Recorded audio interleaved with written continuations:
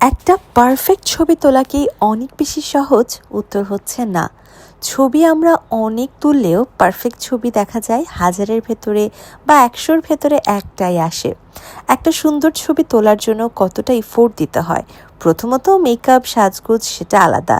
কিন্তু ছবি তোলার সময় এতবার ক্লিক করা, একেবারে শ্বাসকে বন্ধ করে রাখা, আর গার্মেন্টটা যদি হয় একটু ফ্লাপি টাইপের তাহলে সেটাকে ডিজাইন করা, স্টাইল করা, সব কিছু মিলে আসলে একটা ড্রেসকে মেইনটেইন করা কিংবা ছবি তোলার জন্য নিজেকে সুন্দরভাবে সাজিয়ে তোলাটা খানিকটা প্রবলেম।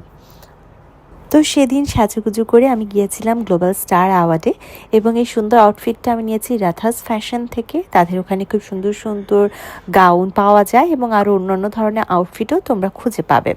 সেই অ্যাওয়ার্ড ফাংশনের জন্য আমি নিজেই মেকআপ নিয়েছি এবং ফটোগ্রাফার ছিলেন দিয়া আপু। দিয়া আপুর সাথে আমার আগেও একটা ব্রাইডাল শ্যুটের কাজ হয়েছে।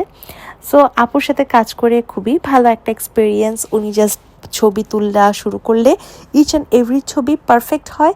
সো সেই দিন অনেক এফোর্ট দিয়ে আমরা অনেকগুলো সুন্দর সুন্দর ছবি পেয়েছি এবং এই পুরো ছবিগুলো পেয়েছি মাত্র ৫ মিনিটের সময়ে।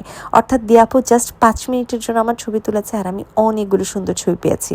আর ড্রেসটার জন্য আমাকে একটু বাল্কি লাগছিল, একটু ওভার সাইজ ছিল, বাট ড্রেসটা অনেক সুন্দর ছিল, তাই এটা আমি চুজ করেছিলাম আমার ইভেন্টের জন্য।